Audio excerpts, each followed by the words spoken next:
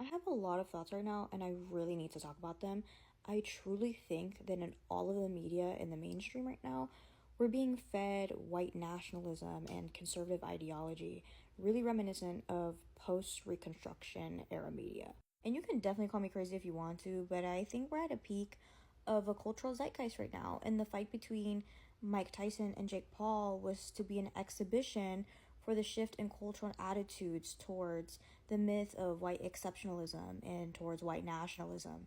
I think Jake Paul definitely knew what was going to happen, seeing as he's fighting a literal 60-year-old man in retirement. And unfortunately, with everything going on in the United States right now, I don't think that that was a coincidence. And I don't love Mike Tyson by any means. I mean, he's not an angel, to say the very least. But you can't deny that he's a giant, big Americana imagery for the American underdog. And Jake Paul, who's known as a scammer, an abuser, and a modern day colonizer winning, definitely peddles the idea of white exceptionalism in the same way reminiscent of Trump's winning. And I don't think it's a coincidence that he endorses him. Jake Paul's speech at the end of his winning fight vocalized some sort of triumphant victory towards the oppressive attitudes of America right now. He pedestaled police officers and those who believed in the age of truth, since the truth is coming and for those who are awakening. It's a weird virtue signaling that MAGA has been peddling since the start of this whole thing. And it seems like Jake Paul and all the sponsors behind him organized this entire event that seemed to be a guaranteed win to be able to further peddle this ideology and conservative attitudes that have already vastly shifted in these last couple weeks. I've even seen some people make the connection that picking Mike Tyson specifically because of his imagery, that beating the stereotypical African American brute, is similar to humiliation of a minstrel show, and its defeat of Mike Tyson is something that white America needed at the moment.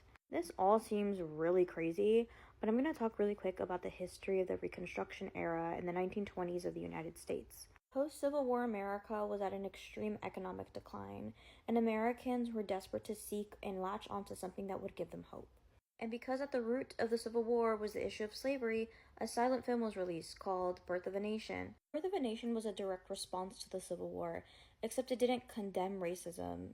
It propelled the KKK and pedestaled them as the heroes in the silent film. Birth of a Nation had extreme cultural influence. The film alone helped propel white supremacist ideologies and literally birthed alt-right and white nationalist lobbying groups into political positions. Because the KKK had amassed over 5 million members nationwide because of Birth of a Nation's release, politicians started to have to latch on to white nationalist propaganda and white nationalist ideology in order to get voters. And it worked very successfully. Now that white nationalist groups have expanded and succeeded both socially and politically, its propaganda became wider and wider, now targeting all immigrants, all people of color, including indigenous people and Jewish people. And the media depicting these ideas became even worse and more objectifying, which sparked several movements for civil rights. One could argue that our Reconstruction era would be post-COVID-19, where our economic decline had many scattering for answers and clinging onto hope, then latching onto alt-right spaces and manospheres. And just like clockwork, historically, after recessions, there needs to be a scapegoat of some sort of minority group in order to keep nationalism high and patriotism high, i.e. the Holocaust and the blaming of Jewish people after economic decline. Hitler wasn't so successful at first because people genuinely hated Jewish people. It was because people needed answers out of pure desperation because of their poverty. And propaganda is never supposed to be clockable. It's supposed to be easily digestible and slowly, intensely radicalizing. Are all the events happening right now super carefully orchestrated? Perhaps not.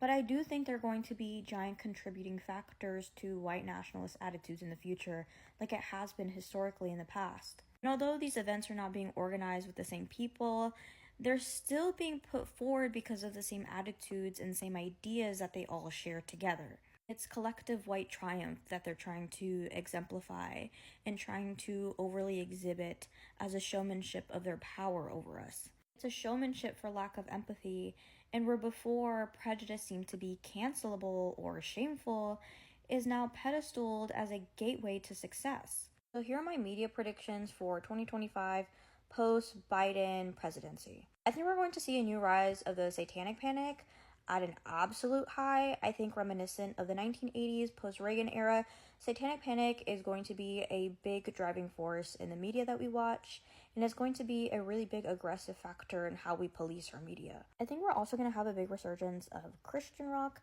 church sounding music, and country music, even if the artist themselves is not religious. I think it's going to be a big opportunity for profit. And there are already some pop girlies that already make Christian church sounding music, even if it's not intentional, like Gracie Abrams. I think the style is definitely already gravitating towards that. I think we're definitely going to have some counter narrative and pushback towards that from the LGBTQ plus community, like Ethel Cain or Chapel Rowan, for example. I think we're going to be seeing a huge wave of random influencers that you expected the least to go religious, because there's going to be a huge paycheck behind it soon. Just like people were paid to endorse Kamala, I think there's a giant new opportunity for payment and representation. And since the new wave is going to be definitely right-leaning and no longer progressive and blue, I think a lot of people are going to be cashing in the paychecks from a lot of churches, or at least church-centered movements.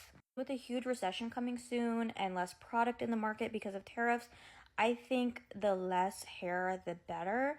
I think blowouts are going to go completely out of style. We're going to really cling on to slick back buns and really weirdly go into braided things, I think. I think a lot of Pinterest boards are going to be seeing braided hair or more conservative style hair techniques. And even though on the fashion clock we're really predicted to shift more towards the 2010s, I think we're really going to start showing more Reagan era style outfits again and have a weird shift towards posh culture. New Americana brands are probably going to make a big resurgence as well. Imagine polo imagery or Tommy Hilfiger ads, except I think a lot of people will be biting it and try to make it a little bit more affordable. I think in terms of media, we're going to see a huge resurgence of reality TV. And I think organizing the fight with Jake Paul through Netflix was no coincidence. It being the biggest media event of the past however many years definitely is going to give some confidence for overproduction in streaming services, but especially Netflix. And I don't have to state the obvious, but I think a lot of racism and prejudice will be in a huge rise in the United States. So I would recommend you not to audition for any reality TV in the next couple of years, because they will definitely use you as a pawn in this whole social climate. And we've seen this trend already start applying to reality TV, where shows like Love is Blind previously never mentioned their contestants' political affiliations. It seems like the past two seasons have been heavily reliant on what they think of themselves politically and their partners' affiliations. A huge dynamic for the past two seasons for Love is Blind are people's political differences, which doesn't seem like was mentioned in literally any of the other seasons as a big block in the road hiccup, or even mentioned at all, really. I also predict in animation there's definitely going to be a lot of monster or alien figures signifying an other population with some big grand story to tell, whether it be inherently negative or positive, because there is going to be a huge talk about racial biases in the media in these next coming couple months. And I definitely think that can be exemplified through movies like Luca or Elemental. I do predict, though, that these monster-esque figures will probably have some inherent negative biases towards the end of its run. And a lot of propaganda introduces itself as satirical or comedic at first to be able to introduce you to the idea.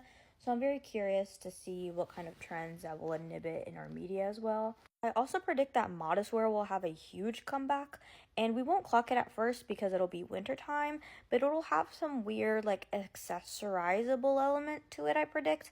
Maybe colored tights or layers. And I fear the end of the low rise is definitely over, and covering as much as possible is going to be the new classy chic. But that's kind of all of my media and pop culture predictions for now, I think. It's a super interesting conversation, though, and I do have many thoughts. So if anybody else has any predictions, I would love to hear them.